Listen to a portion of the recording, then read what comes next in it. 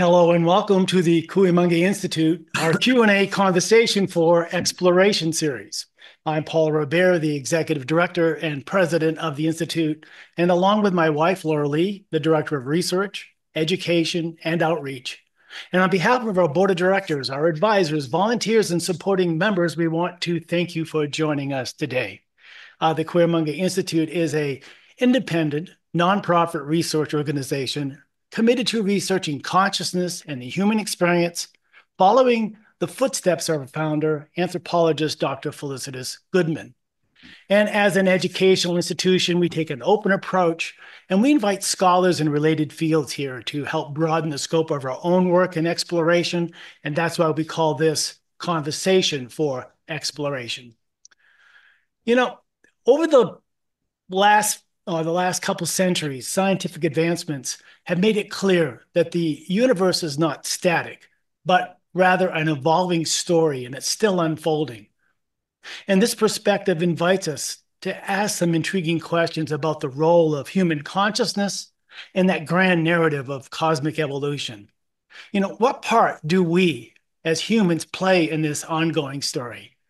How can our practices, our knowledge, our ancient wisdom contribute to the cosmic process? And here at the Kuyumungi Institute, we explore these questions through both an immersive practice, but also through global outreach efforts. So our work aligns with a deeper understanding of human consciousness within the context of this unfolding cosmos, a theme central to the idea of Thomas Berry, particularly in his concept of the new cosmic story. We find ourselves constantly and consistently aligning with this broader understanding of human consciousness within the context of an evolving cosmos.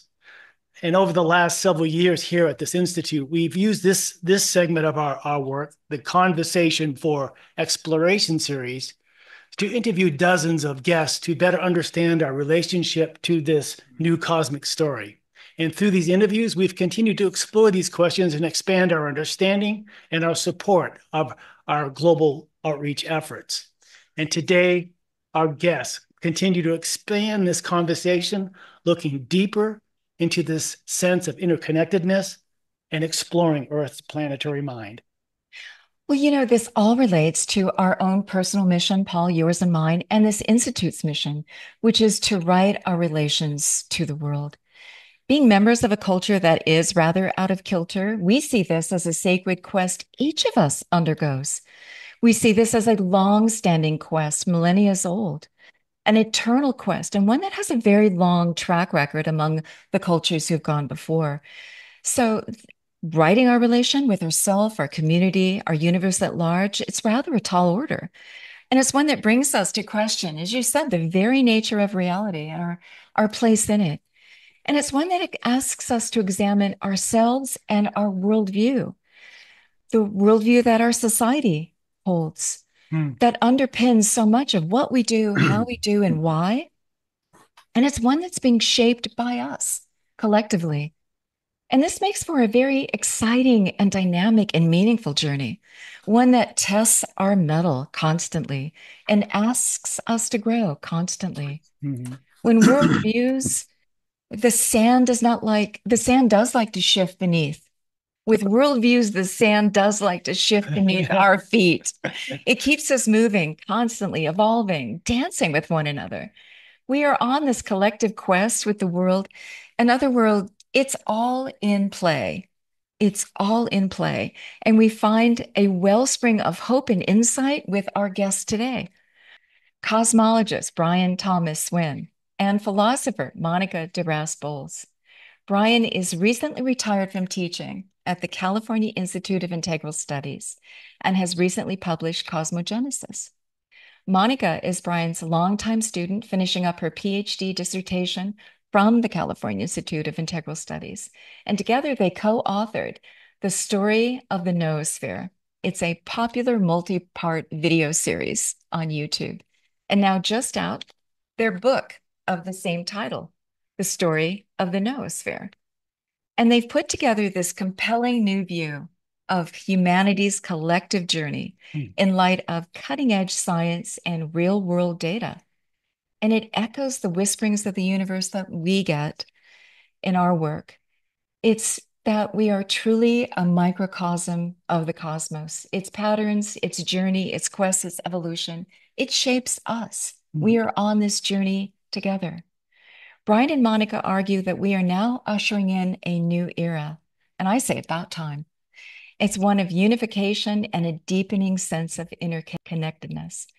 And while we've talked with them in prior Sundays, individually and together, and with many other proponents of the new cosmic story, including Stephen Martin and Ezekiel Fugate, Pia Shaw, Bernice Marie Daly, Brian Tucker, Mary Evelyn Tucker, Joel Premack, Nancy Abrams. There's a lot of folks on this story.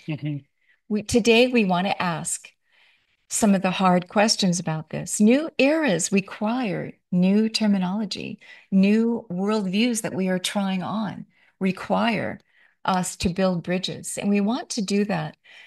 Most of us are not scientists in this room, but we want our lived experience to support and verify our worldview and its evolution.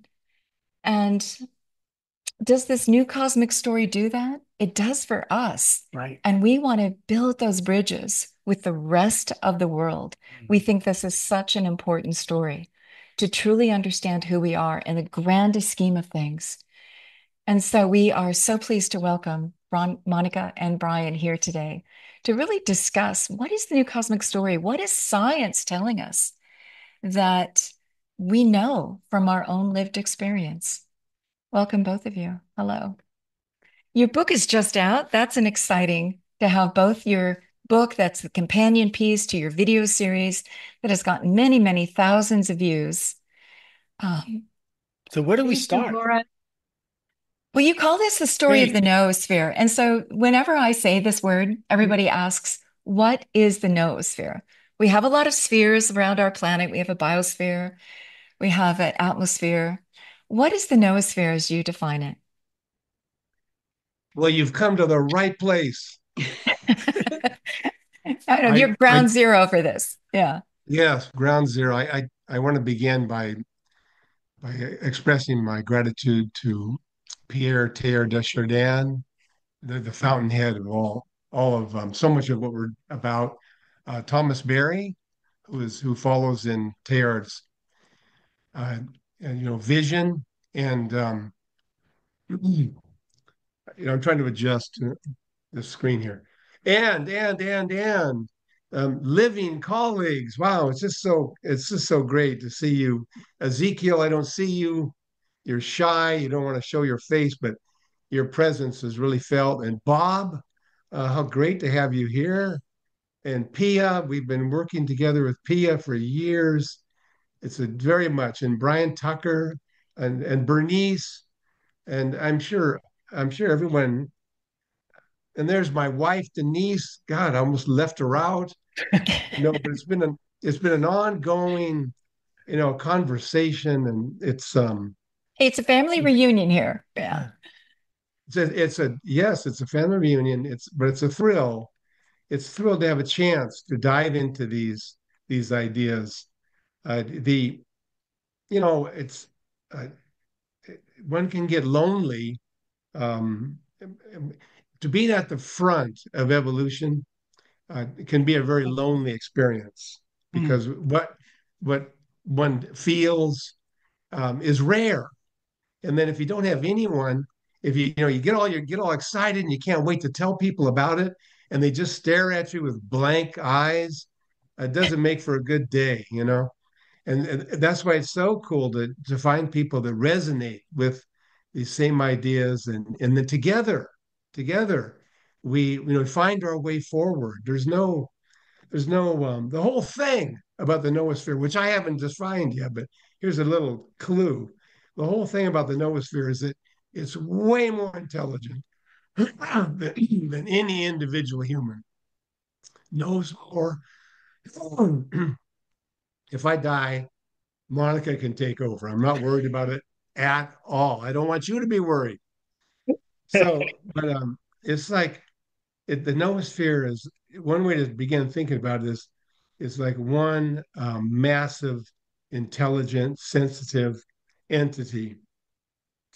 So to give a sense, I mean, Laura, you already pointed to the simplest way to get a feeling for the noosphere is by looking at the story of the universe and look at what has taken place, so that what is taking place, and there's a danger of anthropocentrism. I'm going to bring it up right now. Mhm.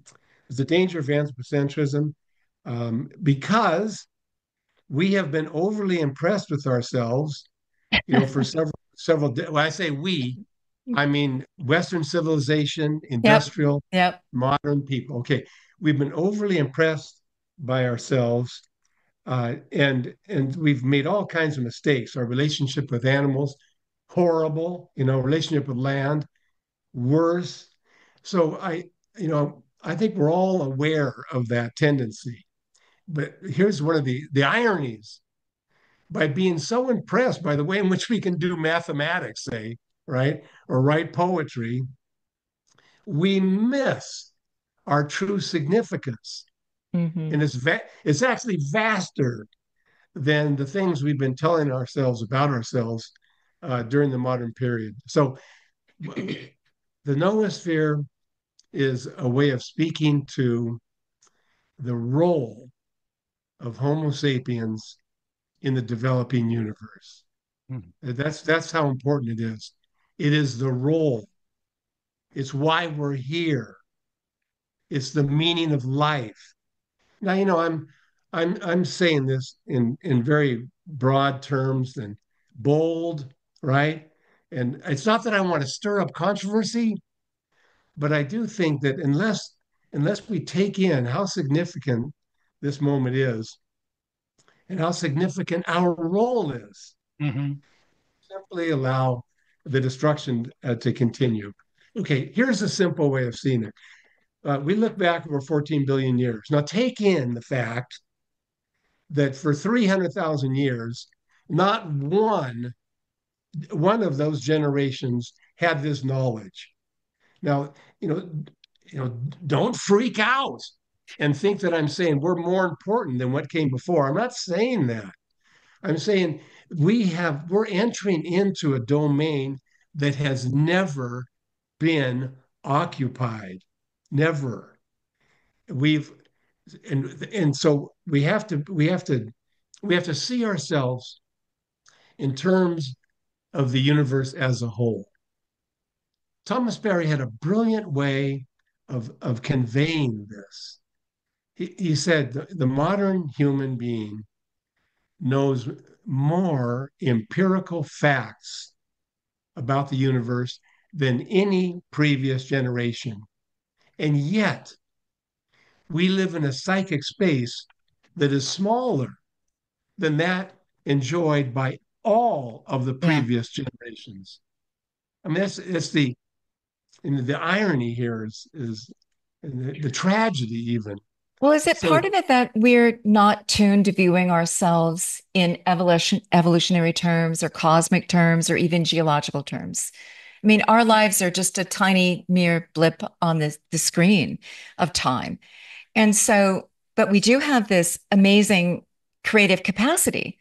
And if you're saying that the noosphere is the sum total of all human endeavors and knowledge, Monica, you say the fact that we can record this knowledge, so we can pass it on generationally, that we can build the tools that we can peer out to the universe. We can actually start to measure the immensity of let me time. I'm We still can trying to see convey. ourselves in the grander context Yeah. of That'd be this great. and all That'd of be great. life. Yeah. I'm trying to give you a sense of what I mean by the term noosphere.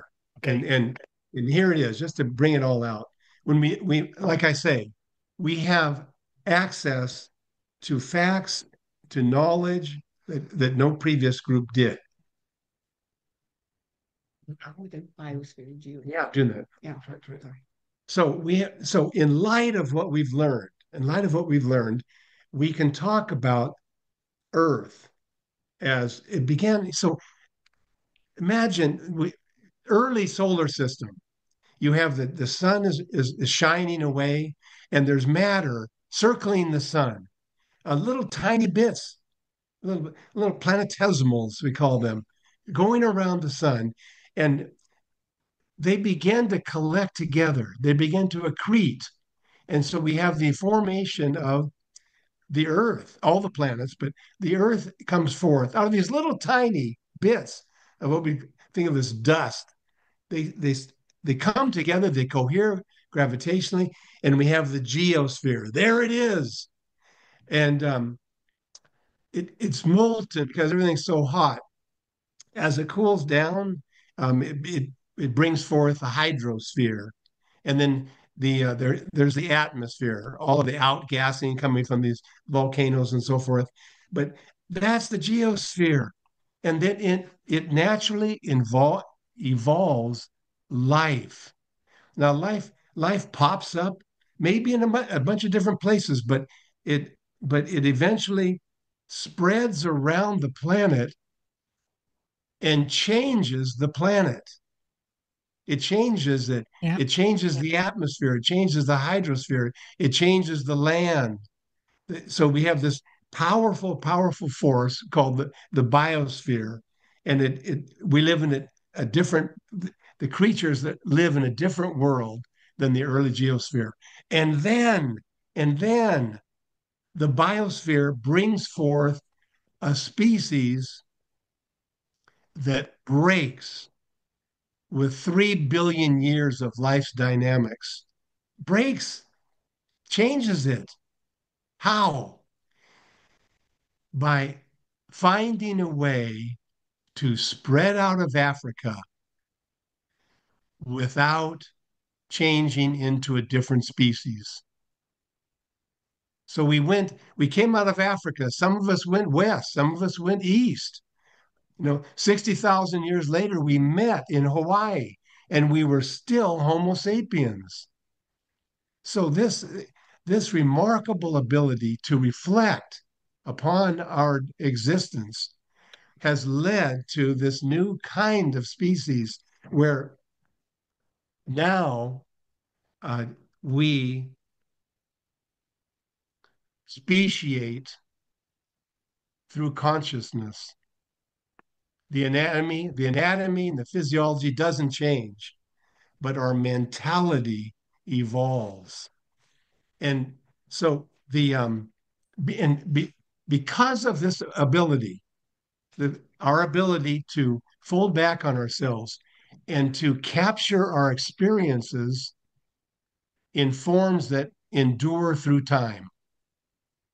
Our symbol systems are put into clay, they're put into rock, and they endure through time.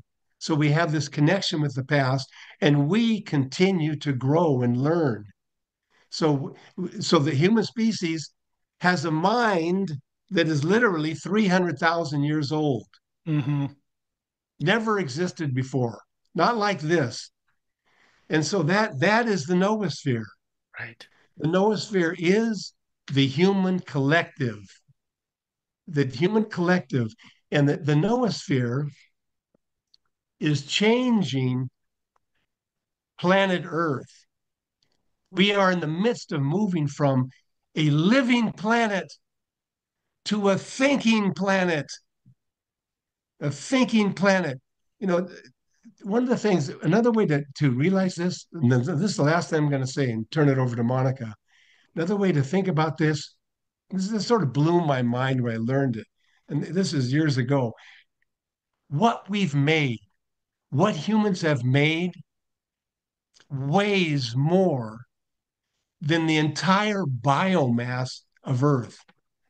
And I'm including every last ant, all the bacteria, all of the forests, all of them. So you begin to see that humanity and is changing this entire planet with its new power. The problem, of course, is that we weren't organizing ourselves thinking that we were building a planetary mind. No, we thought of ourselves in capitalist systems or socialist systems. We didn't realize what our larger role is.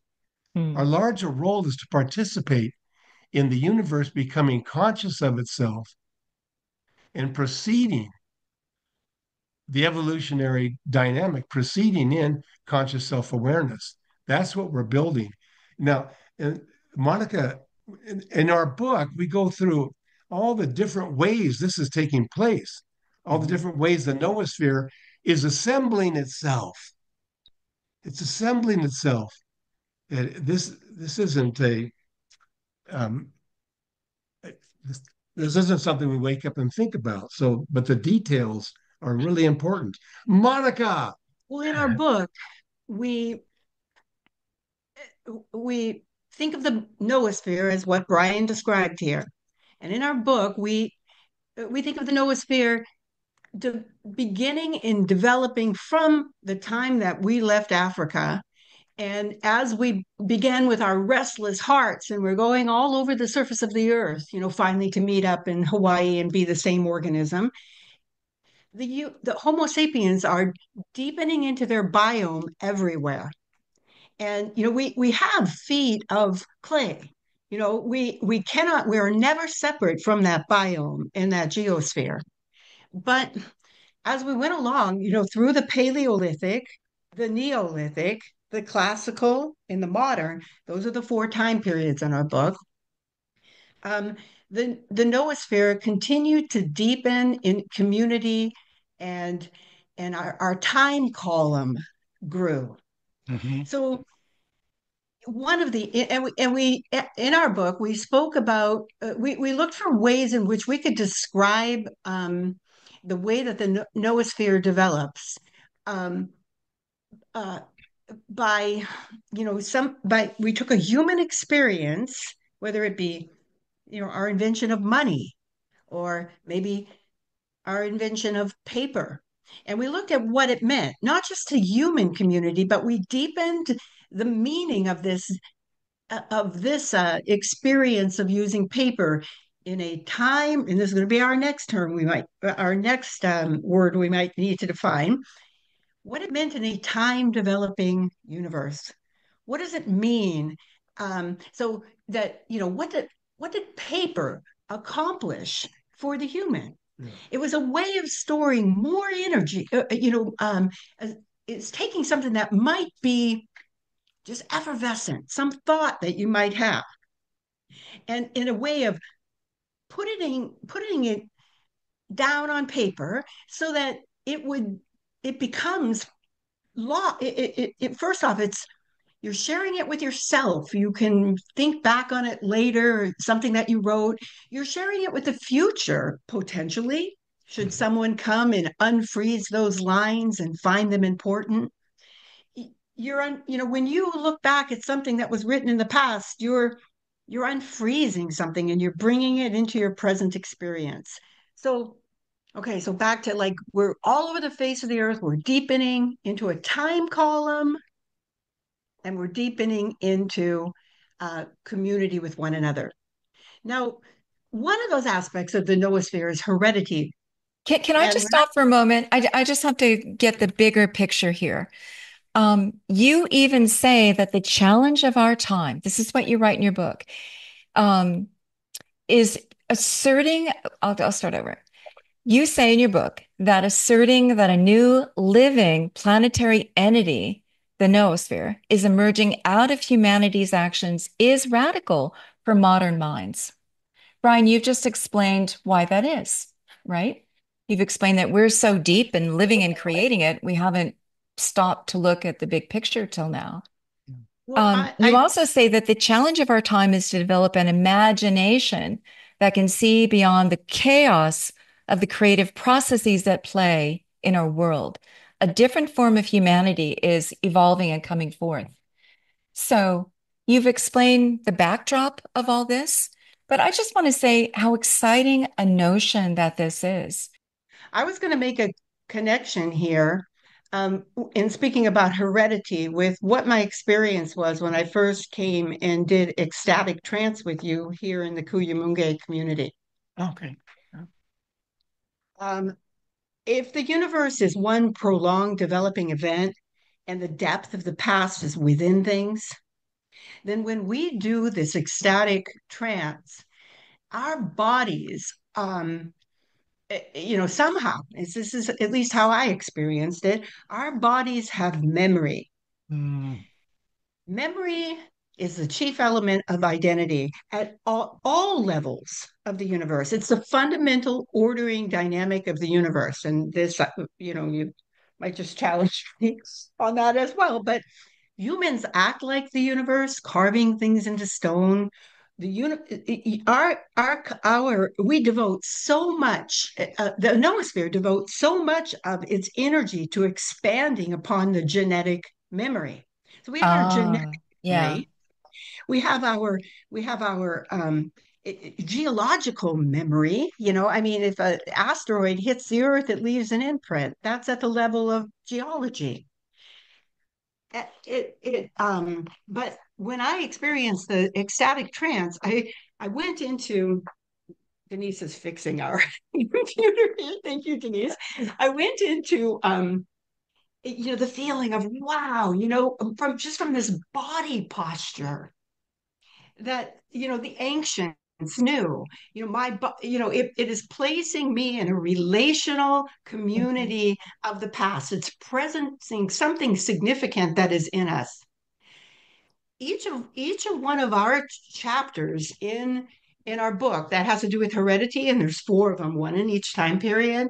Mhm. We look for something that is deep in the cosmological past, something that is in the geological past, and something that is in our noospheric past that that that can help the reader understand the way that they are present in a time developing universe that has history, heredity, a time column. You know, in physics, they may analyze a bit of matter, and it's impossible to imagine a bit of matter without another bit of matter next to it and next to it and next to it because you know because space is seen as being bits of matter and continuous in some sense, but it's Relationship. also impossible to imagine a moment in time without imagining a moment before and before and before. Mhm. So every entity has this time column that goes back to primordial origin, Yeah. back to the original expansion rate of the universe and the cosmological constants or whatever mathematics may have. Okay, you say that time developing universe would be an evolving universe. You're saying that we really need to look at the entirety of the 14 billion years to understand anything in the universe, is what I'm getting.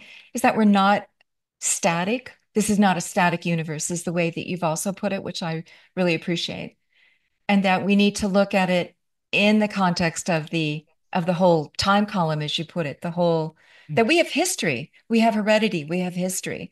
It took a lot to get to where we are today. And we've got a future as well that will continue to evolve. So I just want to try to understand the term time development universe and its kind of larger context in which you think, Monica.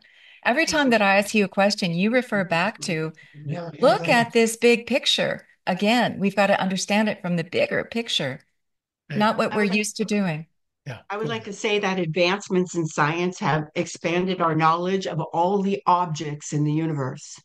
In addition to that, it has revealed reality as continuous creation. Oh, It I love wasn't it. until like 1969, so 64, that we knew that the universe was expanding. All of our sciences invented their theories, conceived their theories before before it was known that the universe was expanding in time. Quantum physics is a science of a static world. General Hmm. relativity is a science of a static world. The only science that isn't a science of a static world right now, and primarily, I mean, there are exceptions, but is thermodynamics. So our work is working with thermodynamics and its counterpart, the cosmogenesis that comes out, where we have, which is complexification consciousness. And maybe Brian can speak to that. Can I Yeah, I ask would a like to. really quick I would question like to. though? You said that the science That's that okay. we hold so dear today that we operate under is really assuming the universe is static when it isn't. Is that I So can is explain that that. is Yeah, that I can why? explain that. But do is you want that to? Okay. that why it doesn't all fit together? We can't find the unified field theory because our science, our math is inadequate to the task. We haven't got the big picture Okay. yet. So you're saying we really need to also revolutionize our sciences to adapt to this new truth. Brian? Yeah, actually, the discovery of the universe as a developing reality, uh, yeah, it does force us to reinvent all of our institutions. I mean, the reigning story, in the Western world up until science, is Genesis, and so you have God creating the universe in 6 or 7 days, and then from then on, the universe is set, it's in place, Mhm. and the action then is the human. And this I mean, so 100 million Americans, something like that, still think of the universe as being 10,000 years old. Again, with this idea that's the beginning, it was shaped, all right, and God put the birds here and there and so forth. I mean, it sounds like I'm criticizing Genesis. I'm just trying to use it to say what a static universe, what we mean by saying static universe. The universe, in its fundamental nature, doesn't change after God finishes creating it in this form of fundamentalist religion. It doesn't change the overall. But so within what we've learned, then what we learned. And no, wait, by the way, Linnaeus, the great biologist that gave us the system for classifying all the species. I Mhm. mean, this was the guy that knew more about biology than anybody since Aristotle. All right. And this is 17th, 18th century. But get this, he was amazed when he discovered a species that had emerged after the Garden of Eden. Okay, that was how deeply embedded he was in the old static story. And the way that shows up in our contemporary world, right, Mhm. is that we regard the plants and the marine animals and all the rest of them as without the same value as the human, that they're just there, all right, but the big excitement, the really important thing is what's happening to humans.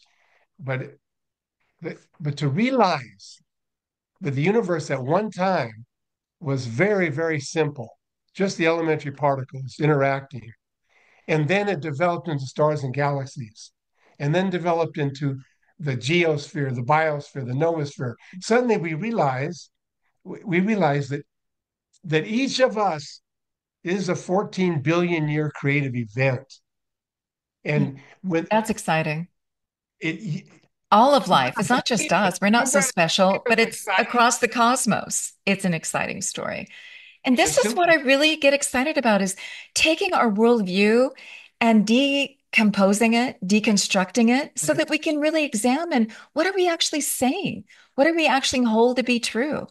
And we're in a broken world. We need to fix it. We need to fix our worldview. We need to re-examine this and put the building blocks back in place. This is exciting stuff. This is why I love your cosmic story. Another, You're, another really important thing to keep in mind is that while the universe is developing in time and while we are in the midst of a continuous creation, humanity itself, our structure of experience is also evolving. So yeah. Linnaeus is in a completely different structure of experience. He's, well, it's pretty much a similar structure of experience to which most of humanity exists in right now. We have a theoretic mind. We look at things, we analyze everything as if we're separate from it. We speculate that time developmental, there's that word again, time developmental has the potential to spawn an entirely new way of of of feeling ourselves in the world with this sense of development. If we if we could only have that, what would it feel like? Mm-hmm. Relations become really critical. We look at the relations in our lives, and instead of, the gaze, they sometimes, some people talk about that gaze that we're always looking at others with, thinking how they should do things differently, etc., arguing, polarization, division, Yeah. looking at others as if I am looking at that which is becoming me, that Wow. together we are creating in this relational, in this temporal relationalism. Mm-hmm. We're not just related in space, that's secondary. We're related in time, constructing the universe. So it matters how we treat one another. Right. And everything around us. Okay, so what would the new physics look like, taking into the account that the universe is not static? What would the new mathematics, what do you envision? You guys have dug deep into current leading edge science. What does it need to do Okay, to yeah. actually align itself with Let me this? bring it home to something that we can all relate to. All right. Thank you. What does this study of the noosphere, how does it alter our understanding of money? Money. And we're all concerned about money. Finance is really, really important. What does this say about our understanding of money? Actually, it says something radical.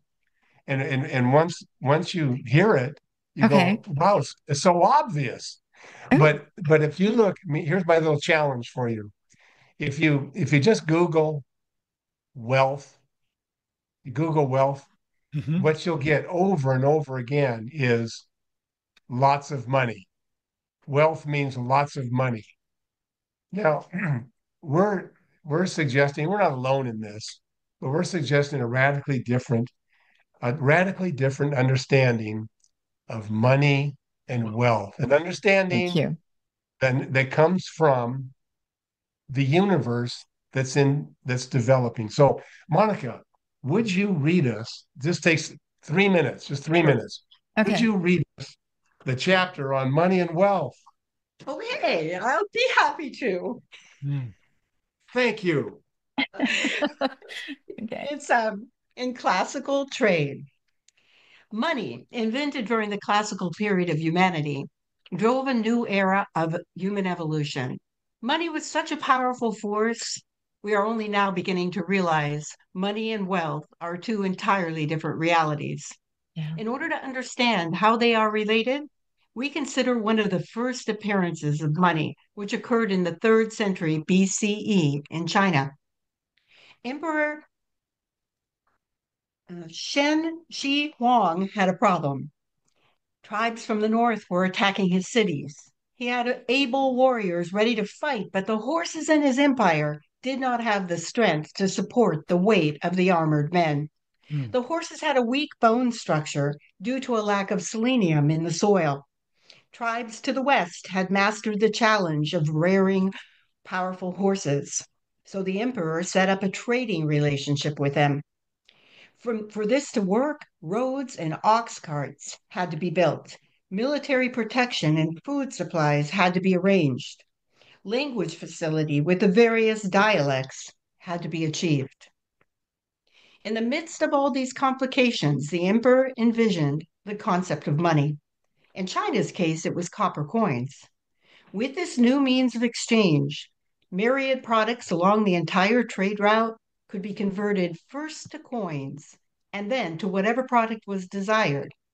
By its ability to transform any human product into any other human product, money enabled trade to soar. An entirely unexpected capacity of money changed the course of history.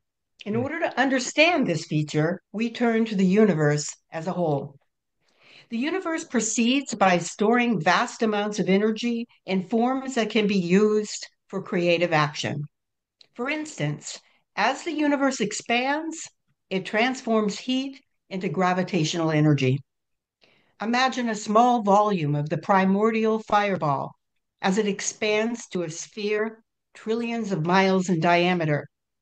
The sphere is cooler than the primordial fireball plasma, but the atoms now possess enough gravitational energy to contract violently and create stars. The same phenomena happens in the life world. With the invention of photosynthesis, photons of sunlight can be captured by the chlorophylls and stored as energy. In this way, the tiny puffs of energy from individual photons are accumulated and at a later time transformed into a cheetah running 60 miles an hour.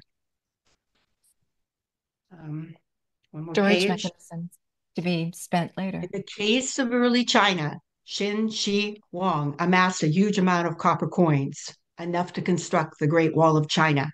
It is money's energy storing capacity that enables so much to happen.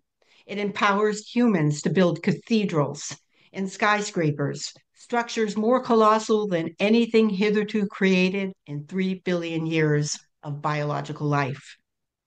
But humans do not exist to accumulate money.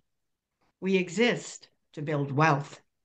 In our example of ancient China, money consisted of copper coins made by the emperor.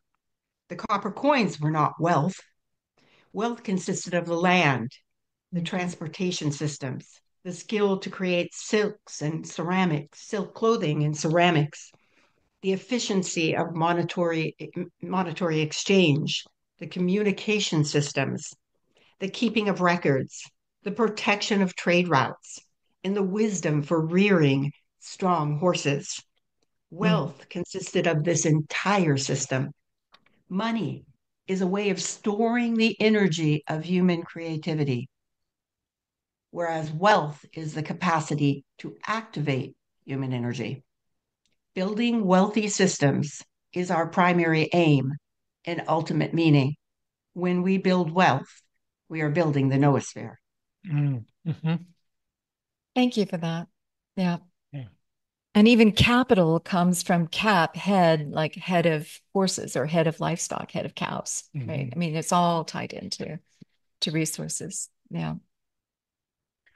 Well, and this idea, I think, coming back to the last part of the conversation of an evolving universe and their recognition of it, we seem to see that reflected so much in many indigenous cultures of the world that they knew that. Somehow they didn't dismiss the fact that the world around them was an interconnection from themselves, and that there was a relationship that was ongoing of change and of growth and of everything that had to do with life itself, interconnectedness They of weren't all of such life. a dualistic. So yeah, so both Yeah. ancestrally and indigenous cultures seem to have some reflection of that. And it seems like in modern times that the Western brain has gotten so isolated to forget these things. And maybe by the fact through the lens of science, we're having a chance to have a rediscovery, to come back and say, oh, okay, that's what those ancestors were Well, talking my about. argument is that they enjoyed a much wider spectrum of thinking and being and direct experience than we do with the Sure. linear, Yeah. rational, Yeah. prized solely.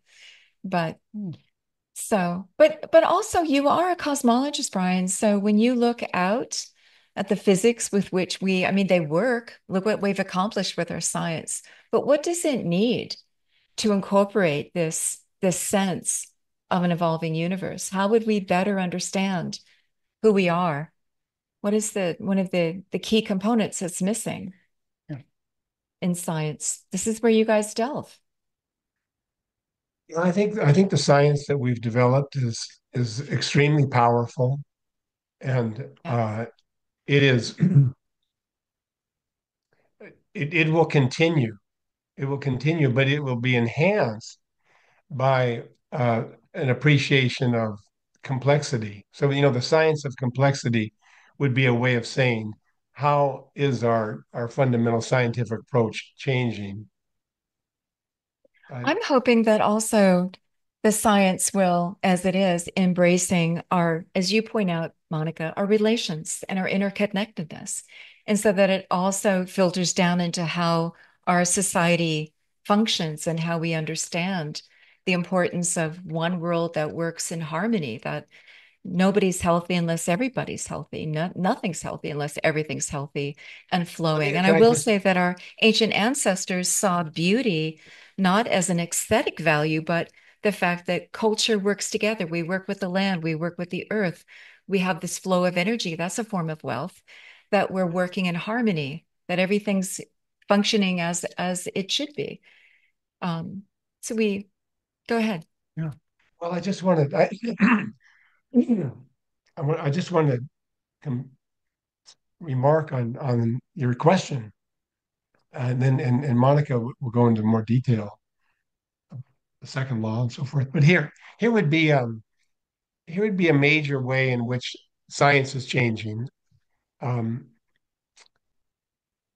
the the Bertrand Russell Bertrand Russell is one of the colossal intellects of Western philosophy. Really brilliant person, and he has a statement. I wish I had it memorized, but it's about how it doesn't matter what you do in your life, doesn't matter what humanity does. We're all going to end up in a dead universe. So just Give up right forget about now. trying to find Lie meaning. down, die. Yeah. I mean, yeah, it's like, why even get out of bed in the morning? But he was simply expressing the view of the universe Yeah. from classical physics, Cold dead namely machine slowly running out of steam. slowly running out of gas. Exactly.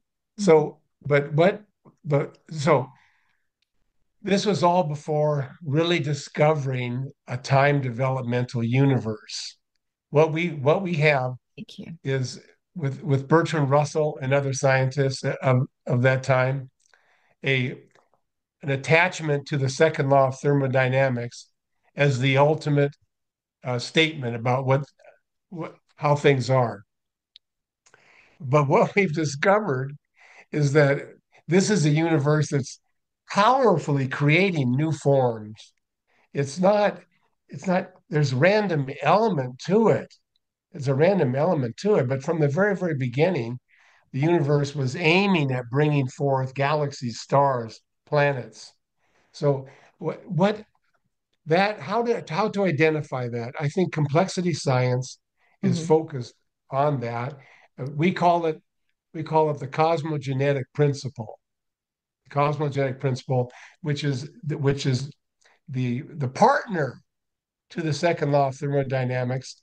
And when these two are working together, we have the uh, the physical world that we're talking about. Monica? What's exciting to me, though, is you say a different form of humanity is coming forth than what we've had, because we can learn, we can add these new layers and input into this noosphere, this collective planetary mind. We can see ourselves in new light. And you say that, what is this new humanity? You write, and this is why I'm excited about what you do. You say it's one that seeks to live in harmony with the entire Earth community by aligning itself with the fundamental principles of Earth and the universe, which you now are describing as evolving, complexity, cosmogenesis, seeking life, putting things together, order, chaos, these two dynamic forces. It's not chaos and entropy alone.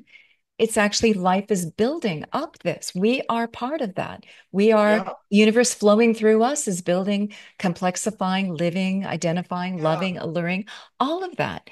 And Okay, so, and Laura, also, what you were just saying right there is an example of time developmental consciousness.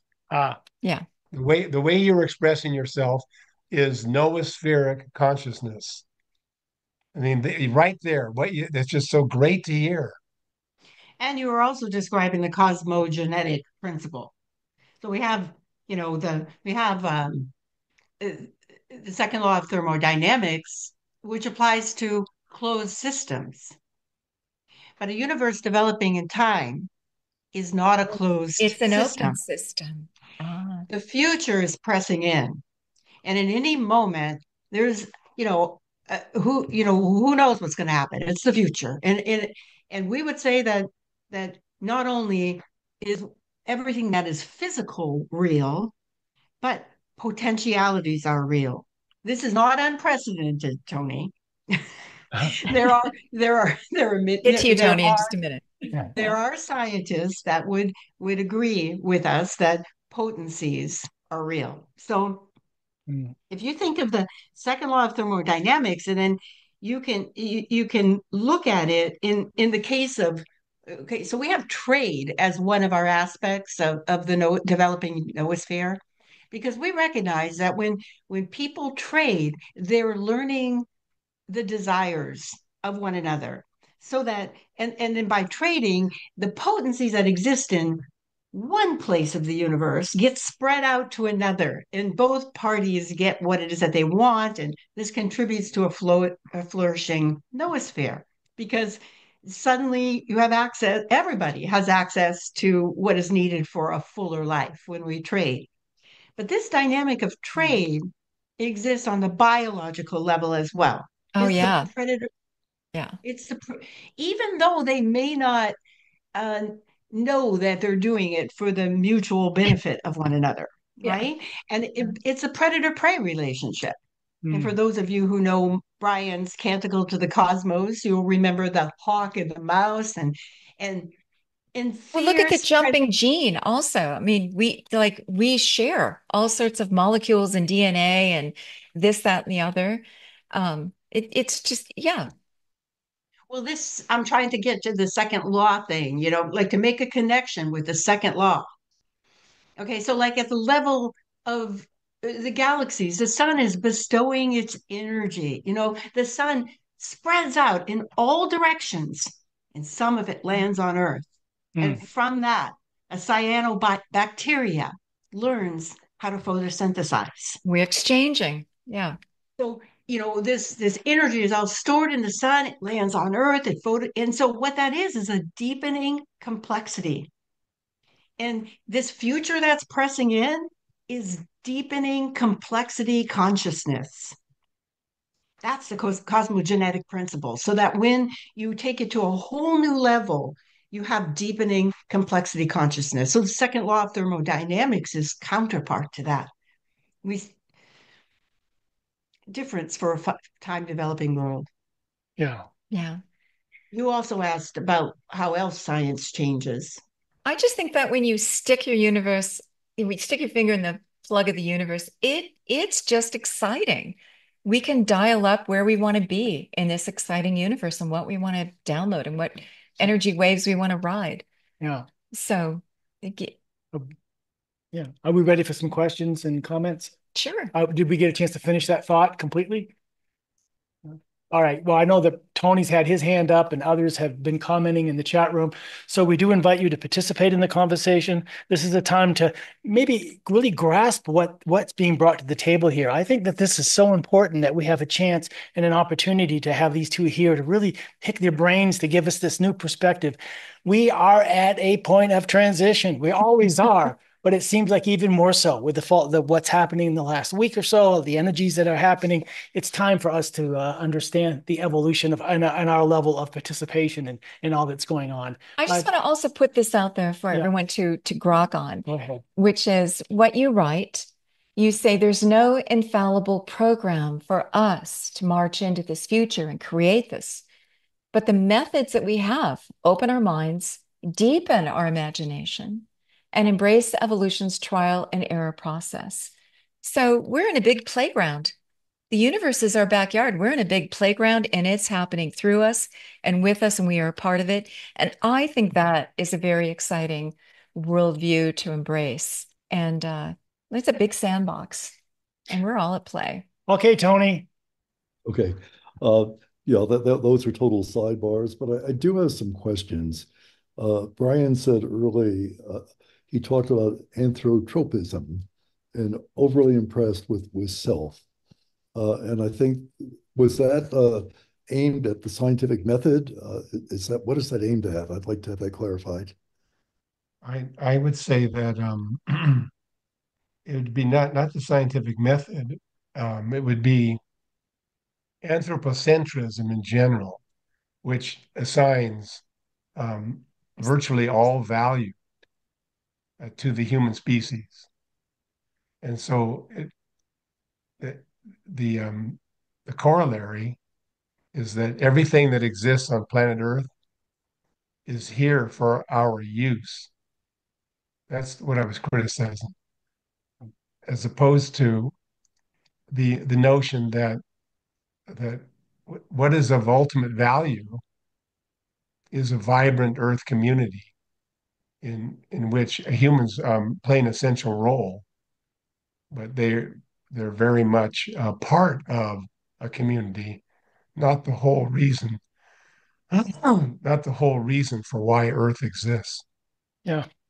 This resonates a little bit with a book that Harlow Shapley wrote called Of Stars and Men. You probably are familiar with it, where he talks about how we evolve from just our immediate little community. And then we're beginning to see that maybe there's things from ocean to ocean, and it goes on and on and on. And this is a continuation of that. So I definitely see this. The question is the transition to whatever solution is going to have harmony. Uh, and and harmony means some level of agreement. And then we're talking about things that we all feel. I can report to you that everything I've discovered in my career of value has come to me. I've known the answer before I've done the experiment, and then I've done the experiment, and voila, it is true. Or even more mysteriously, things have come in very strange ways. Um, but I am a little bit concerned about a couple of things, and that is as we talk about the noosphere, how do we know what is happening? You both are interpreting, but how do we know? And we're seeing that there are vast differences of people's ways of discussing things. We tend to in the world of politics, we talk from extreme statements as opposed to a middle ground. There's no longer dialogue. How do we know? Who is to know? And how is this not to become, and I'm going to use the word religion. And so I'm sure you thought about this, but I'm very interested to see what you would say on that. Well, sure. Yeah. I mean, um, now where does where does our conversation fit, at least in the categories of, of modern Western universities? It's in the realm of cosmology. Cosmology can be thought of as a science-oriented endeavor. It can also be thought of as a humanity-oriented endeavor. So that, ancient Chinese had a cosmology, and Edwin Hubble had a cosmology. Everyone has a cosmology of some sort, but the cosmology we're developing is is really not science, and it's really not religion. It's like Laura has pointed out. It's a worldview. It's a conception of the universe um, that now here's your second question was, how do we know this? And I think we know it in a way that's related to how you discovered that technique for pointing the telescope. It is it's a form of mind that we have that is uh, it isn't adequately described by uh, those who attempt to equate it to a computer. It's not like that. It's not like a finite engine. There's a there's a way in which uh, there's a way in which we get an intuition, almost like a hunch, and then suddenly we find ourselves in a different view. And Monica, how would you answer that? We get that intuition because we are in a matrix, what we would call a hypermind. We each have unique ways of entering into this. Our collective, the noosphere, it has a mind like uh, aspect to it. We call it cerebralization. There's another term, but it's the hypermind. It exists above our bodies, but it is an extended mind. So it extends into the accumulation of human traditions and cultures and knowledge. And it's correlated with a hyper body, our telescopes, our steam engines, our every tool we develop. And any human that is born outside of this matrix of externalized mind and body will never develop into a new human. But within that matrix, everybody is going to activate and amplify a different area. We all have different interests. Some of us, are inclined towards science, and some of us, towards music and ritual, whatever it is that so it's it's cause it's cosmology, not science. It has religious aspects too, so everybody, you can't go, in a noosphere in time developmental developing world. It's wrong to go and impose your ideas on other groups of people. We listen more carefully to one another, and then we amplify what we love about what it is that they're doing, what we can come into dialogue with. And for us to go and say, oh, we've got this great idea here, you need to take it on, would be like going out and colonializing again, other people. And that's what keeps it from becoming a religion. We recognize that we're local in the sense, but we have access to global. Well, I like that you say we listen. And of course, global, I mean, there's are amazing things happening now. It's such a rich time. I mean, we have in our field, we have the tremendous information that's pouring in from web, and we're dreaming about other things to understand the ecology of galaxies. We're understanding more and more about dark matter. We're doing multi-messenger astronomy, where we're looking at gravity waves and neutrinos and things like that, in addition to electromagnetics. It's a fascinating time. So there's information coming in, but I like very much what you're talking about, information about humanity. But at the same time, I see that as being dangerous. I love that you say dialogue, and I'm looking forward to reading your book. But I would hate to have somebody say, I understand this better than anybody else, and therefore we must do this and this and this. Uh, if we can elevate You the won't find that dialogue, in our book. You won't find it from us. well, I'm hoping not, but that was my immediate fear. We can think back to not that long ago. In 1610, we had the crime of Galileo. He was in serious trouble because he had observed the moons of Jupiter going around Jupiter, as opposed to going around the geocentric canonical view of the world.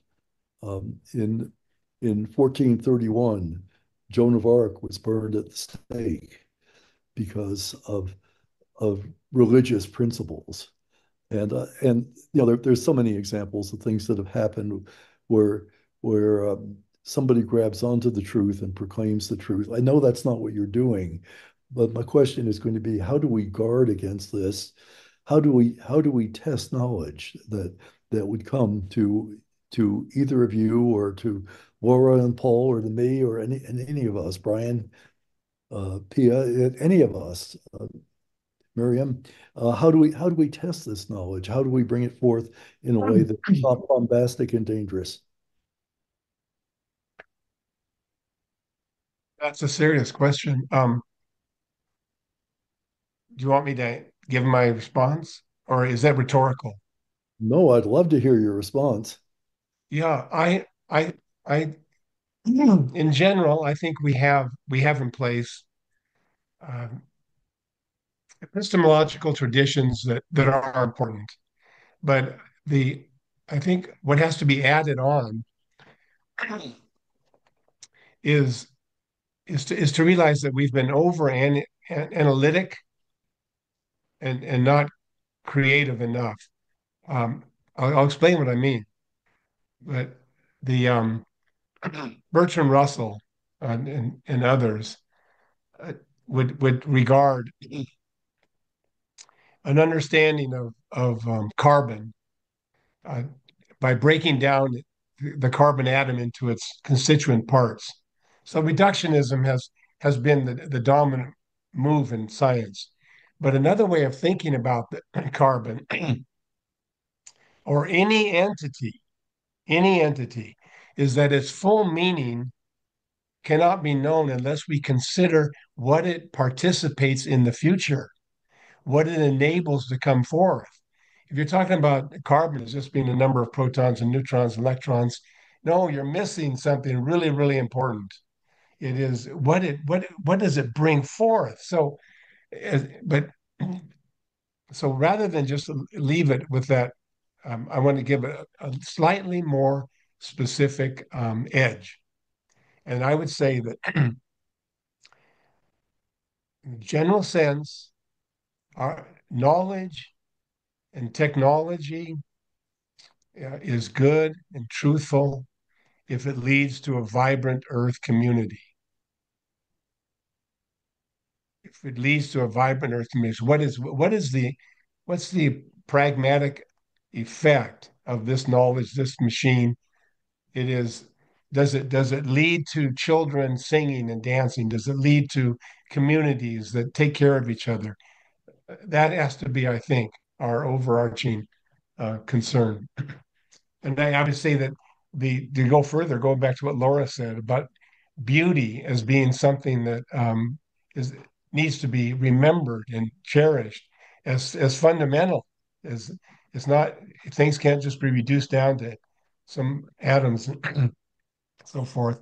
The universe aims at beauty, and beauty is expressed most clearly in vibrant living communities. Now, that's not coming from me. That's Alfred North Whitehead. That was his view. Of happy members that each feel like they have a voice and autonomy and working together.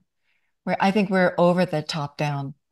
And I think if this is the age of the goddess and she's making her comeback, it's that we're all holding hands in a circle. Yeah. And we're all participating together in the world that we want to create. Yeah. That's how I see it. Key is what you just said, over the top down. We're over that. Yeah. Yeah. In a time developing sense experience of the universe, we don't have external laws and external gods acting on the stuff of the universe, the inert stuff, Right. providing exception for just the human who somehow has a conduit by virtue of its soul to God. And then we, made in God's image, oppress and turn to resources for our use, etc., all of Earth. This top down is a very dysfunctional mode. It's also, it's dualistic. Yeah. And if we can, it's incredibly useful for analyzing, what kind of things we'll have to contend with in our future and prepare, in how we engage with our world. But we must understand that it is a fallacy to mistake this for real reality. The real reality is the interrelational temporal relations. Well, also when you say top down rather than, hey, God created the universe, then exited the scene, and look at that's a top down. The new idea is that, and also in our culture and our politics, from one dictator top down, we're kind of over that. But if we're looking at, it's flowing through each of us, it's flowing through communities, how would that it's work flowing for us? through. Yeah. It's a different model of how the universe is constructed and our place to reflect that as Yeah. well. I think it's really exciting. We're questioning authority. We're questioning our worldview. We're questioning our fundamentals. Totally. And that is also the indicator that this is a new era. Yeah. We're just deconstructing everything left and right. Somebody mentioned non-local. Wait a minute. Tony And- had follow up, and then he Okay, go ahead, Tony. We have other questions. Yeah. Yeah. Yeah, well, one of the things which I'm fascinated with. I mean, obviously, I love the idea of the intuitive, and that we're reaching things, we're looking at the world. A discussion, a talk I heard at the American Astronomical Society meeting in January talked about the extent of the universe, and that life may be present for only a minute part of the entire age of the universe due to the different conditions which Monica was describing earlier, from the beginning to the cold periods that will come.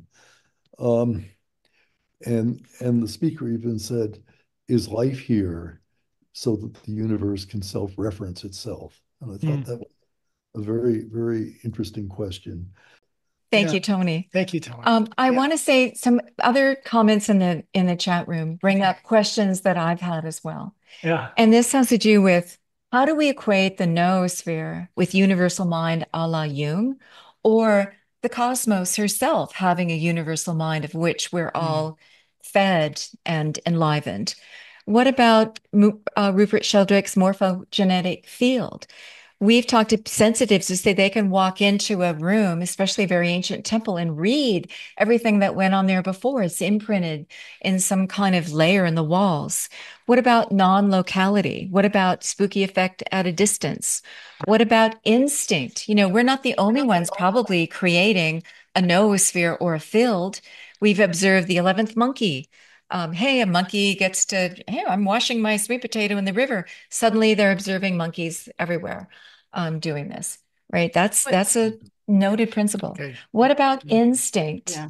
How does the hive relay Yeah. within these little tiny insect brains how to do something, or their roles, or all this knowledge base that even the tiniest little creatures seem to operate under? How does the noosphere, why do we assume only humans have a noosphere? It's a lot of questions. Yeah. I mean, odd of this. Wait. Okay, like I think I can speak to Jung's collective memory, but remember that the noosphere is developing as a result of self-reflective consciousness because it's presencing more of the universe in one place. The human is doing things that other animals are mostly not doing. Maybe they will develop into that, but we are recognizing commonalities and differences. We are seeing potencies. We Okay, but Jung, what is the difference between Jung's collective unconscious, his collective memory, and how we're thinking of the noosphere? Jung, before Jung, we had Freud. Freud recognizes the unconscious for the first time. That it was believed before then that that our minds were transparent. In fact, it was all coming from the gods into, pressing into our minds. That's why we talk about muses coming through and delivering us ideas and intuitions. Historically, creativity only belonged to God. It didn't belong to people. With the Greeks, it only belonged in the ideas and forms. They didn't even ascribe creativity to the gods. Our consciousness is evolving. So Jung is distinctly in a dualistic concept. He recognizes consciousness of Freud's and he deepens that even more, and he calls it a collective unconsciousness, which means, it's like that mind-like aspect of what is holding steady for us. The difference with the noosphere is that the noosphere would also say that matter itself has an unconscious, that matter has this same deep memory.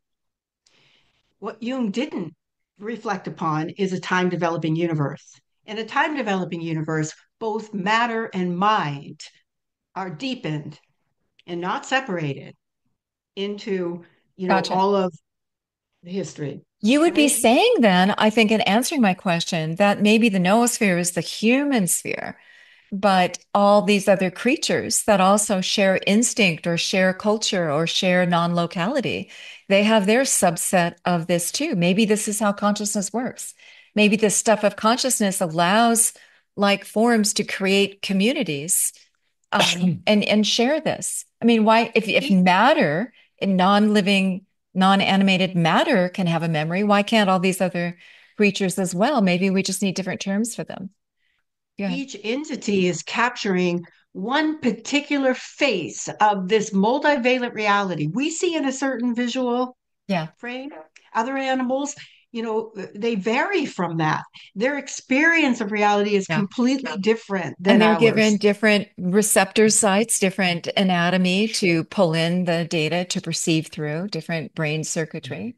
Yeah, but they've got, And each one of us gets to experience just this one view of the world that becomes incredibly differentiated, not only from other animals, but from one another. And if we didn't exist, no one would experience what we experience. Yeah.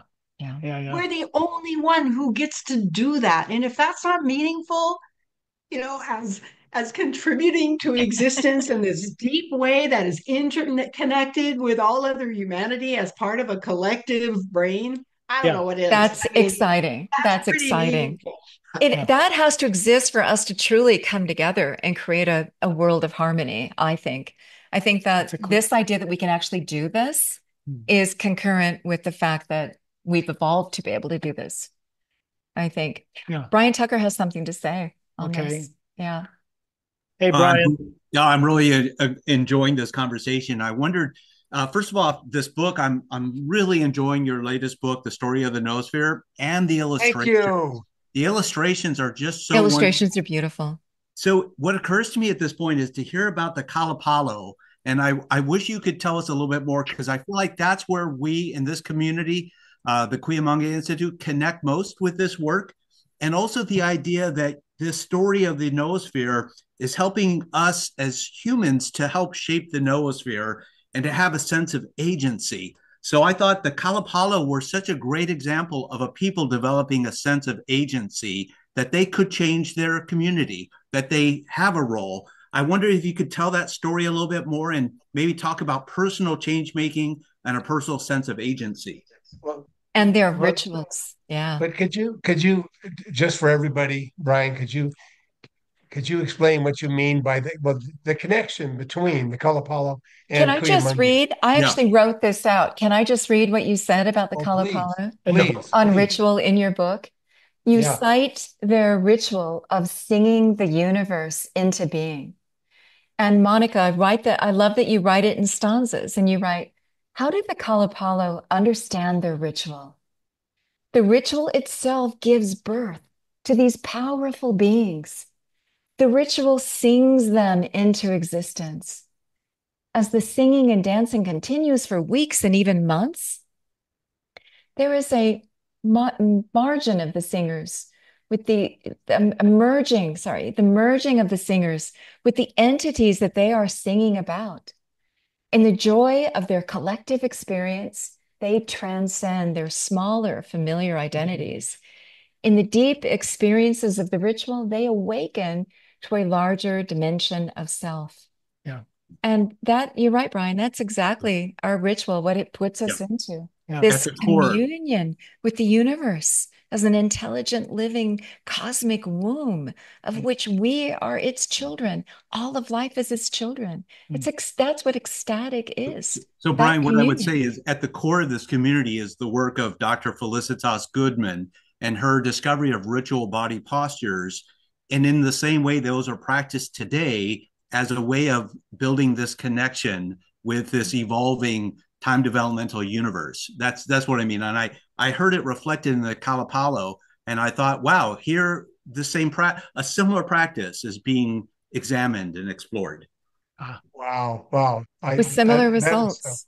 that's so Exactly. great to hear. So great to hear. Now that you pointed it out, even though I don't know a lot about any of it, but as soon as you point it out, I can see the connection Yeah. between the Kalapalo and what you're doing at Cuyamonga. Let me tell you one thing that I'm all excited right now. I'm all excited. So let me just deliver it to you. So one of the a number of people have talked about the transformations that humanity has gone through, but one of the scholars that it means a lot to Monica and me is Wolfgang Leithold, and he talks about these major transitions as having a four-part cycle, 4 parts. And but just quickly, the first is incubation, incubation, and that's where in exceptional individuals the a new form of awareness begins to surface. And that's why I got so excited when you were speaking, Laura, because I thought, there it is. There it is. So that when we have these moments, I mean, the the trade aspect of the noosphere that Monica has referred to, and actually that part of the book is primarily Monica's, and it's because she's lived in the world of trading her whole life, so she could see into it. But I remember when she'd be talking about the the dynamic of trade, and then she'd say it's also present in the life world. And I said, no, it's not. No, it's not. Trade is about what humans do. And she kept hammering away, hammering away, hammering away. And then I finally saw it. And then it extends back into the with the sun. In that moment, I lit up with like, I get it. This is the noosphere coming forth in this aspect of trade. So that would be a moment that I experienced. So Wolfgang puts these all together with the idea of incubation. Then there's the next stage, and Tony actually referred to this, and that is, we when we have these experiences, we just want to share them. So the question is articulation. How do we give expression to it? How do we give expression to it? And then, certainly Monica and I laboring away for the last 4 or 5 years, trying to articulate, trying to give expression. We need a million more people expressing it. It's in the collective that will move forward. But here's the third stage. This third stage it can be called practice. It can also be called methodology. Mm-hmm. And that is something that Kuya-Munge, you've done it. You found your way, a ritual process. That's like the next stage beyond articulation. And then the final, just to complete it, but the final is a restructuring, a reinvention of the primary institutions of humanity, because those are the ones that really uh, carry the message to the larger mass. But I mean, I just think, wow, I can't wait to talk to Wolfgang, because when I was just in Germany and talking to him, and we both admitted that we didn't know, what the methodology or practice is. But I can't wait to tell him I found a group that does. We shape those institutions. We build those institutions, we shape them, and then they turn around and shape us. Yeah. So those are important to be shaped Yeah. according to these principles, and to let this energy flow, to let the wealth of beauty and grace and harmony and mutual support flow. Yeah. We shape them, and then they awaken in each one of us something. Yeah. So Right. it's Awaken. our unique capacities are activated and awakened in the presence of, the static trance. I mean, that's how I experienced it. It's like, whoa, you know, Put your finger in the socket of the universe. Yeah. it more than most rituals that I've experienced. I also love the labyrinth, I mean, Right. Yeah. yeah. Right. Yeah. Great. Yeah. Thank you. Thank you. Thank you, Patterns. BT. Well, Brian. Brian, Yeah. tell us your efforts to also bring the noosphere, build bridge, bring it into awareness. Right. Because if we are participating, let us participate fully and consciously and with joy and holding hands. with one Right. another. So one of the things that we're doing through the Institute is a change maker posture series where once a month we gather with people who want to explore how the ritual body postures might help to inform the allurement that is coming up from within each of us, and to help people build a sense of agency that they can change their lives, they can change, make life better for their loved ones and their friends and family, and make life better for the world and for society. How do we motivate people along that line of a sense of agency? I so appreciate as well the other circles, Deep Time Network, both Monica, Brian, Jennifer Morgan, so instrumental in getting that organization moving forward on these ideas. The Ashoka Changemaking organization, Ashoka as a whole.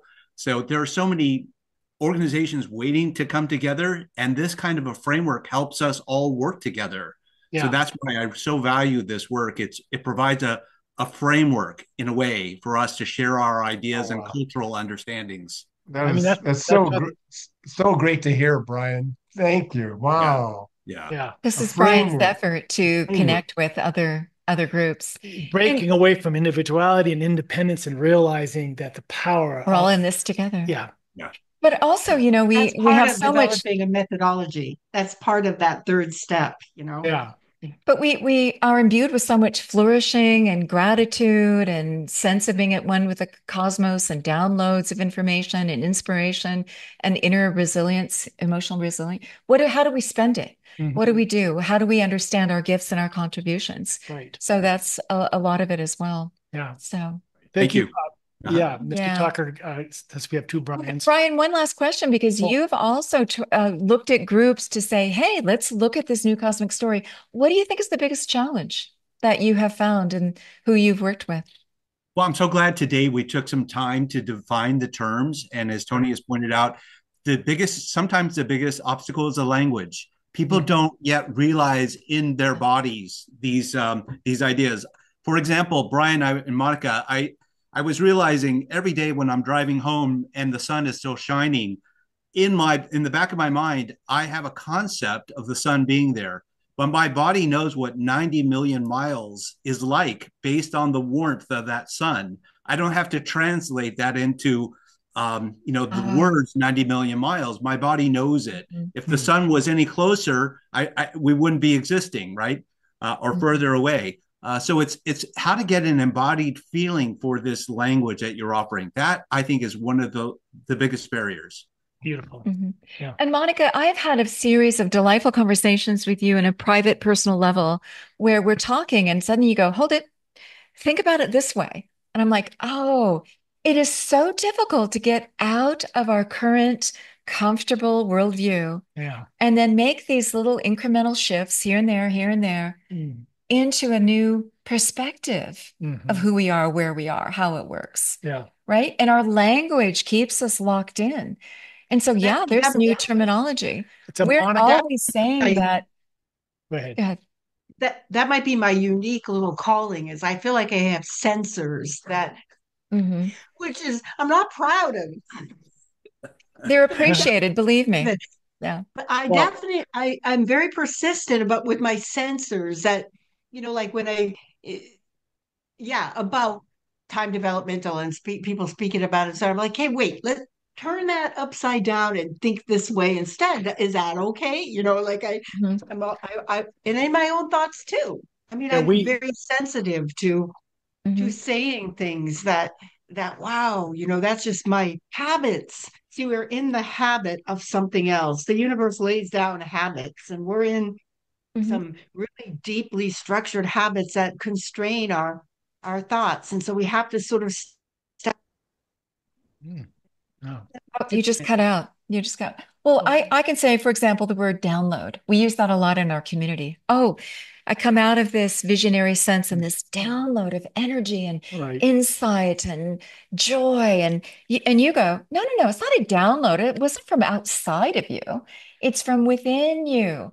I'm like, yes, we feel like the hollow bone and it is just coming through us. And but there's a different perspective of this. By How the do we I way, like get to to be in feel all that this as energy? epiphanic. It's like we Yeah. experience a series of relational epiphanies that are coming out of our relationships instead of downloaded from someplace on high, or muses or, Yeah. yeah.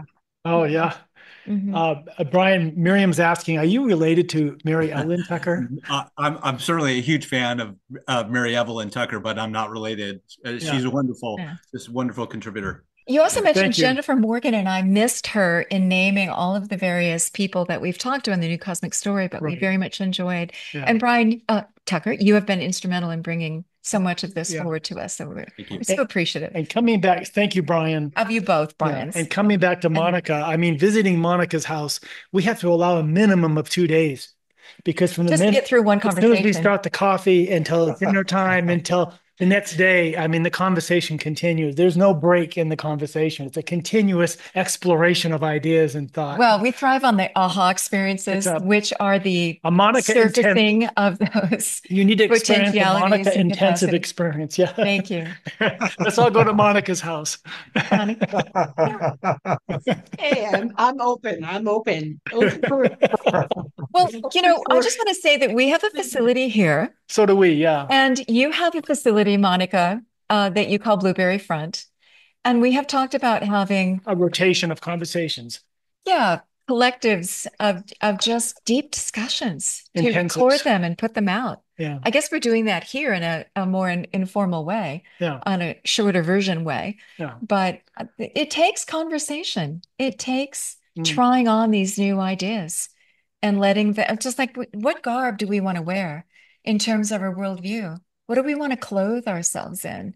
Yeah. How do we want to dress for the universe and meet her, And be some of the- embraced by her? Mm. So much of it feels like a cloak, that Mm. that embraces us, that we wear. There's dimensionality to this experience, these perceptions. Brian Tucker mentioned that the book had art in it, beautiful art. Oh, well, let's and take a look. and I just want to say that this art was done by Brian and Denise Swimme's son, Sebastian, who's also Bry. He gets called Bry, but Sebastian Swimme. And his process and all of this was like truly amazing because we would just like sort of give him a prompt and he would go out and make these incredible things and we would come back and I get shivers to flip through the book and to hold it in my hand. The beautiful images on every page except for the endnotes of his art. And Orbis book said, when I was ordering these, it said, "We've never made a book like this," and it's true. So Yeah. With art splashed on every page. And I'm very much into the dissolution of boundaries that we experience in our ecstatic trance spiritual body posture work. But I love the fact that these images are spread across the page, not in little boxes, Mm. but the boundaries, flow state. they're integrated. These look like our journals where It's a we're flow state. drawing and writing and yeah. There we are. I was going to invite Pia to Oh, join in yes. for a moment because Pia gave us this most incredible discussion just recently. Here she is.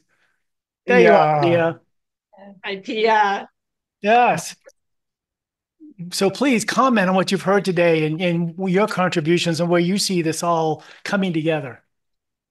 Well, first of all, I'm just so excited to have a voice because I've got laryngitis. But second of all, that's secondary. I'm just so excited about this book coming out, and like so much of your work, it just opens up people's imaginations, giving amazing examples. I've always been blown away by Brian and now you, Monica, with the types of examples you come up with. For example, the example you gave of what money and wealth really is. I mean, those are just wow moments. And so, that's my takeaway from it. I loved, Tony's questions and Thank you. his point of view. I really appreciate Tony's comments and questions and very valid questions.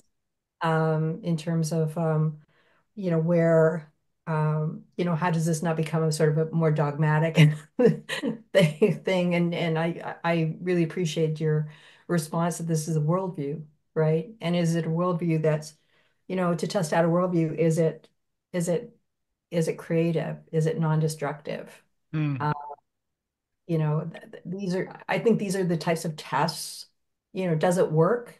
I think these are the types of tests that we ask ourselves. Like, if you look at the changing consciousness with, Christianity, you're like, with wow, talk about a change in consciousness. Well, that kind of went a lot of interesting ways. It was not always, not destructive. So, it is a valid question if we're changing a worldview, how do we make sure that we are on staying true to its basic I'm values? excited by how malleable our worldview is. Because when you look at history from our Paleolithic ancestors writing on the cave walls and what they experienced to here we are today, I mean, we've seen such dramatic shifts, and we're going to see it again and again and again and again. And so, I mean, it is malleable, and we are here busily adapting it, changing it, evolving it, bringing it up to our present moment. So that's exciting. And Monica, I just want to say, I know you wrote the end notes for this book, The Story of the Noosphere, your companion book to the free video series on YouTube, which is so worth watching. And talk about taking it in small increments to really digest it and let it percolate through. Your end notes, I was trying to count the pages. There's over 24 pages of end notes, extensive. So how many pages? 30. 30. Okay, so you fully document all that you're Yeah. saying. I Yeah. also want to say that, in the imaginal realm, in the realm of just pure delight, in the arts, poetry, lyricism, you have writ this in stanzas that read like poetry, that read like prose. Mm-hmm. And I think that helps us grok this more directly. I always say symbolism and language and direct experience is more deeply embedded in us than our written word, than our spoken language. That we relate to the universe. She speaks to us in imagery and direct experience and these downloads that work through us from within us. And that you help this with the beautiful Sebastian's beautiful art helps to open up the channels for this to pour in by the structure Yeah. of the book and by the Yeah. video series. And so I appreciate that you acknowledge that process is so important for us to open up our pores and really merge with this, really relate to this. It's an omniscient process. It's Thanks, Laura. osmosis there as well. Thank you. It's our art, our sense of art is just so needed to understand and appreciate the beauty of the universe, its majesty, Absolutely. Absolutely. to let our Definitely. spirits soar with this. Yeah. So, Yeah. Yeah. Congratulations. yeah, I think yeah. the world needs this book. So And it's I'm lovely to amazing that Thanks, it's so Tia. affordable. And I know Yeah. the expensive process of such a book and color on every page. I Mm. mean, this is an expensive book to produce, but it is so affordable Yeah. and such a good piece with. Yeah. Yeah, Thank you. I was expecting it would be a lot more than it is. It's only $28, which is the same price as the non-hardback books with no paper, I mean, with Yeah. no art. Yeah. Yep. Pia, thank you. Well, let's have some more conversations. That was a fantastic one we had with you, and both publicly and privately. Yeah. I also want to say that we've also invited Brian Tucker, your friend. Come on back, Brian. Your friend Denise Tangney to tell us about Jean Gebser, who's another voice for this. Do you want to? I mean, there's so much out here of people that have That pulled are on this thread. pulling the thread, right? Yeah. I'm so excited that Denise will be speaking to us about her interest in Jean Gebser's work, who I think we'll learn as a contributor. She'll do a much better job introducing us into that worldview.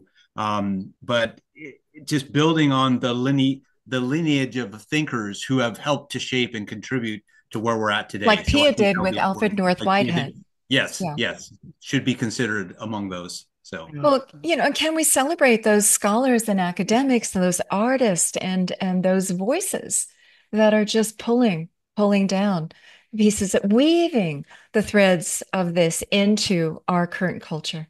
Because alongside we really are Chardin and going from Henry. here to there. We're building a bridge. Right. Yeah. Sherilyn's got her hand up. Okay, I'll go to Sherilyn in a second. I want to say Brian has been hosting conversations on the global collective consciousness now for a couple years. We do it every Wednesday, 4 p.m. Pacific, 7 p.m. Eastern, and it is an open discussion. But you got to let us know you want to be a part of the discussion. So please subscribe to it by I sending think an Bernice Marie Daly and Denise are going to be joining us in Yeah. We would future. so welcome others contributions into this important discussion. So Thank just you. putting a plug in for that. Thank you. Yeah. Thank you. And Sherilyn. Oh, Sherilyn, good to see you again. Yes, she, Hello there. astronomer and educator. And hello. I remember you. I remember you. Yeah, oh, great. Yes, I want to acknowledge the influence Brian has had on my trajectory. I am the outreach director for a NASA mission called Punch, which studies the sun. And I loved Brian's comment about, how can you get an embodied feeling of your relationship with the sun? And I'm concerned myself with experiments in how to bring these ideas into the mainstream of science education. And I'm collaborating with Indigenous folks. I spoke at the Gebser conference in Santa Fe just a couple of weeks ago about the space in between, right? And that relatedness. And so I revel in the kinds of ideas that you have authored over the years, Brian, and love this conversation, right, with Monica, and the philosophers. I want to say that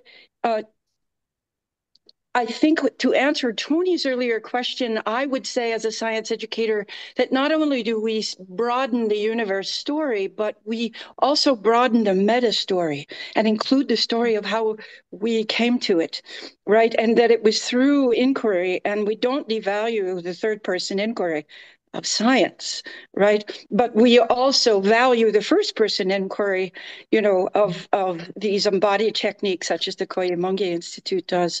So I'm fascinated by the discovery of the arts integration, the cross-cultural integration, right? This way of, we're working with the blind and low vision community and see with your hands, explore this kind of, cross-sensory way of approaching things. So there's a lot to contribute in this. I love the framework, articulation, incubation, practice methodology. I feel like I'm operating in this practice methodology in hopes of reinventing institutions and the way they teach science. The way we teach it as if it's out there when there's so much inside here, electromagnetism, quantum physics, right? Relativity going on in the tips of your thumbs. I think there's really a compelling way to bring more people via that mainstream. It's just, when I mentioned you, Brian, early on, I said, oh, this guy, Brian Swimme. They say, oh, yeah, he's fringe. No, how do we bring this to the mainstream? So I'm quietly. Wait, what do you mean by French? Fringe. Fringe. You're teaching at the Fringe. California Institute of Integral Studies, and you had to leave mainstream Western cosmology in order to develop your ideas. And you found an incubator, right, in CIS. That's cool. And now I'm interested in how do these ideas slowly, without a backlash, migrate into the mainstream so that people on this call, every person, right? Monica, you spoke to that, every person, not just the people who become PhDs in science. I did that, been there, done that, I want to say. And it's a challenging environment to continue to operate. I have first person experience with that, right? So how do we And I say, don't leave the rest of us out. Hey, we're all together in this. That's what she says. Yeah. Right on. And so it's really how to mainstream this form of education that includes the first person experience, the embodied experience. I'm kind of infamous around the country, even in the mainstream, for using kinesthetic astronomy, using embodied techniques, learning in a circle. Indigenous communities love that modality. And so when a NASA program officer asks me, why are you spending so much time with those Indigenous folks? That's a very small portion of the population. Thank you for asking that question. Thank you, because it forced the answer that I'm not targeting these people. I'm collaborating with them, with a historically marginalized population that has something to say to the mainstream. I'll get your numbers. I'll affect 1,000, 100,000 people. I'll reach 1 million people, and I'll do it shoulder to shoulder with Indigenous people who also have a different way of approaching this. As In a you very all valuable way and contribution to the whole. That's it. And it's kindred with what Brian and Monica are doing. Yeah, I feel that. I feel that big time. Yes, Sherilyn. I also think this answers Tony's question about what's the danger of one person taking this over and being the voice.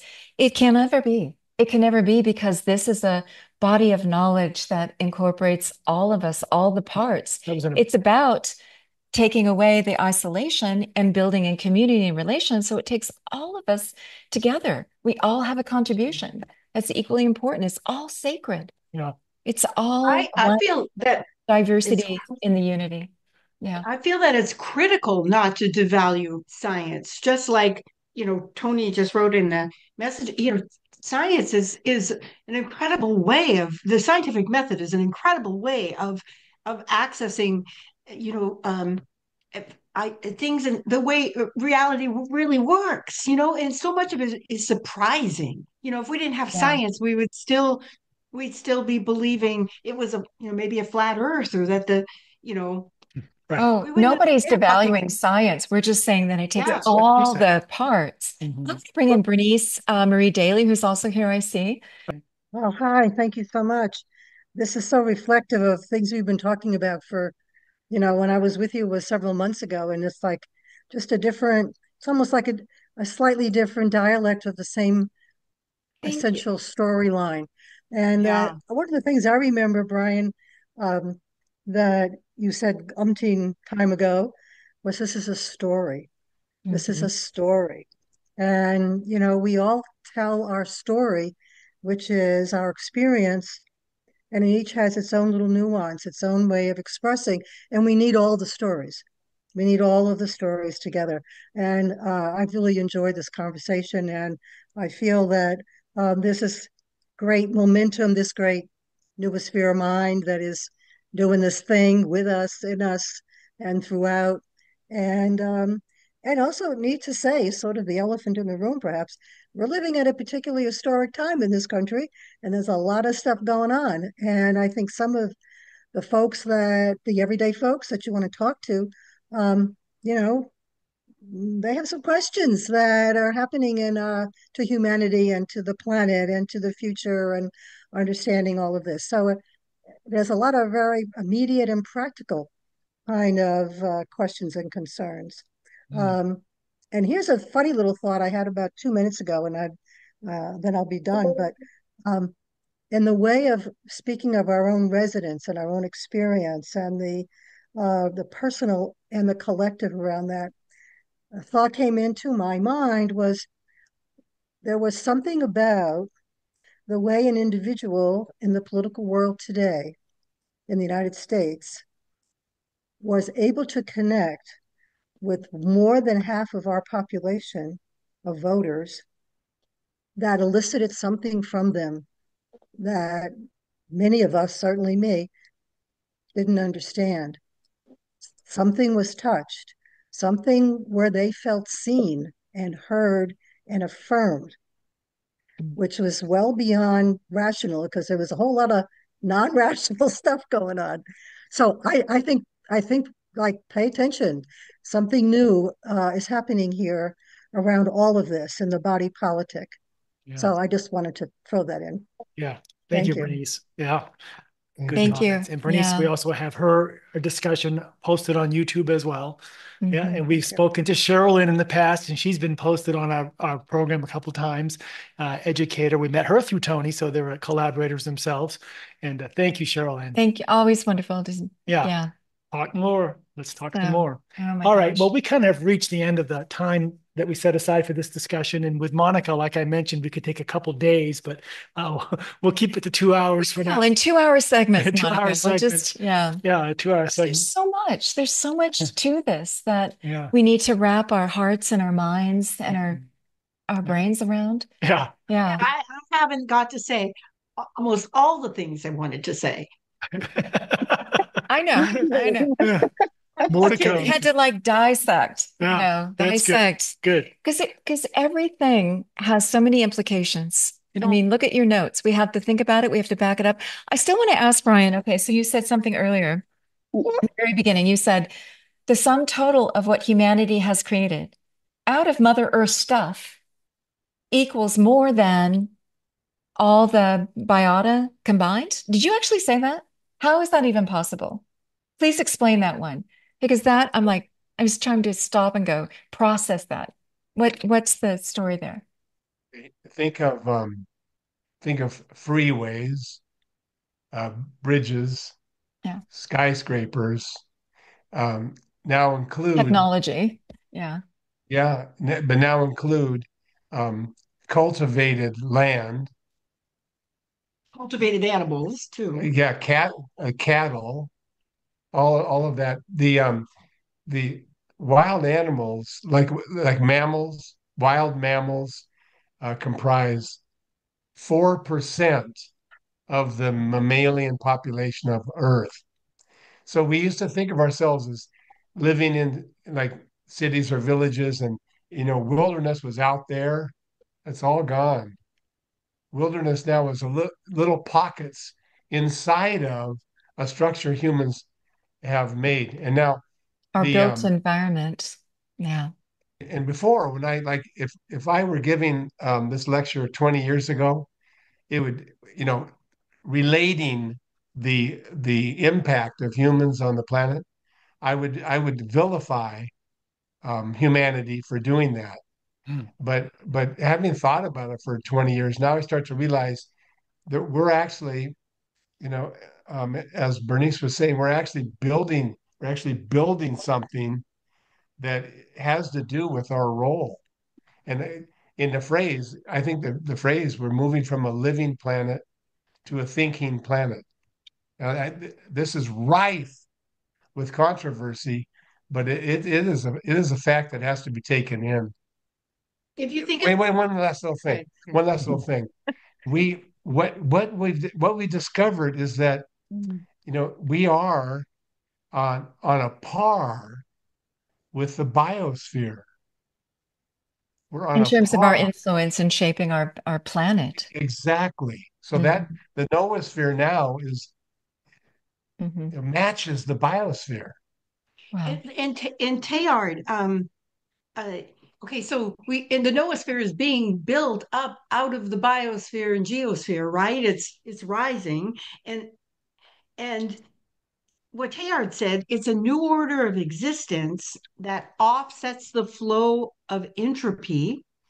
So think of it, the sun is bestowing its energy, transferring its hydrogen into this light energy, into light energy. It's landing on Earth, where the sun is going away eventually. It'll be a long time, but it's like it's burning itself, and it lands on the surface of the Earth, and up comes this biosphere, and now the noosphere is growing.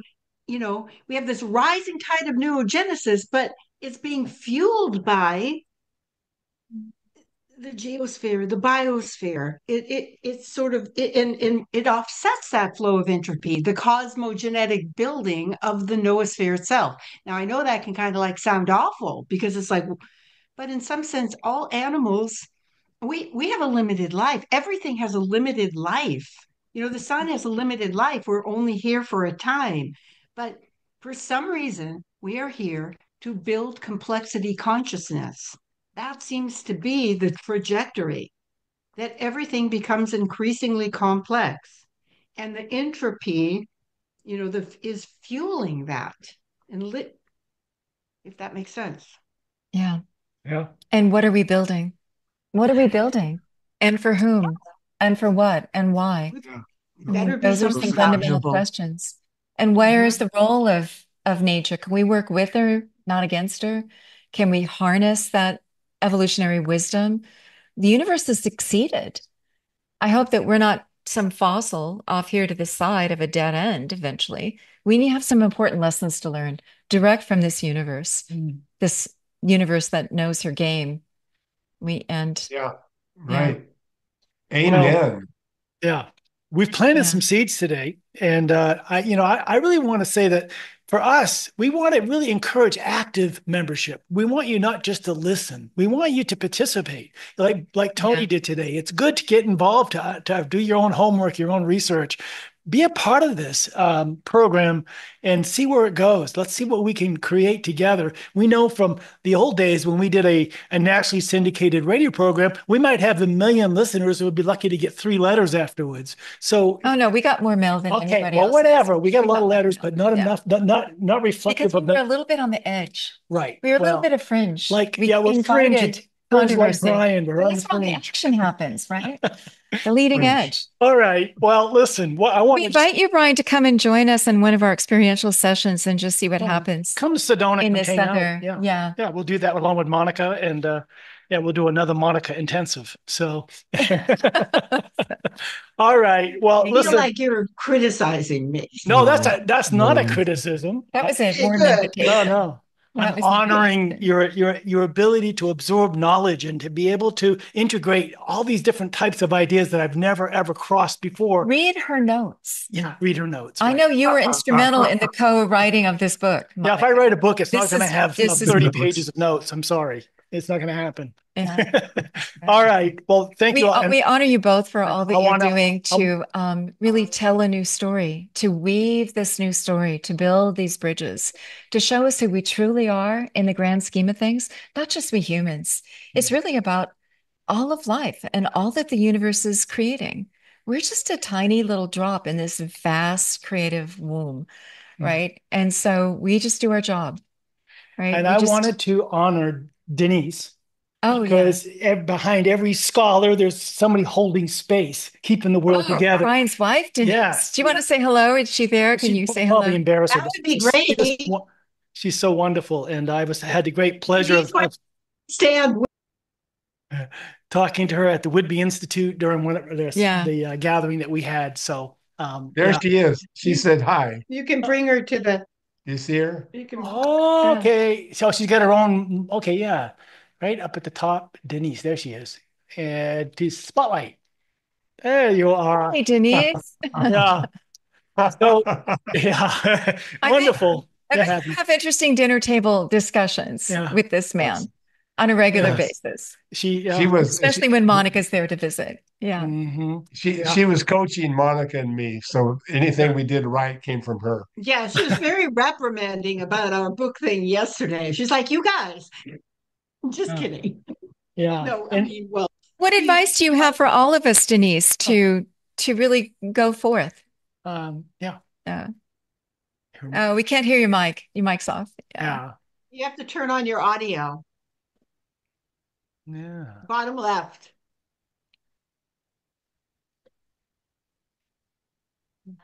Not working.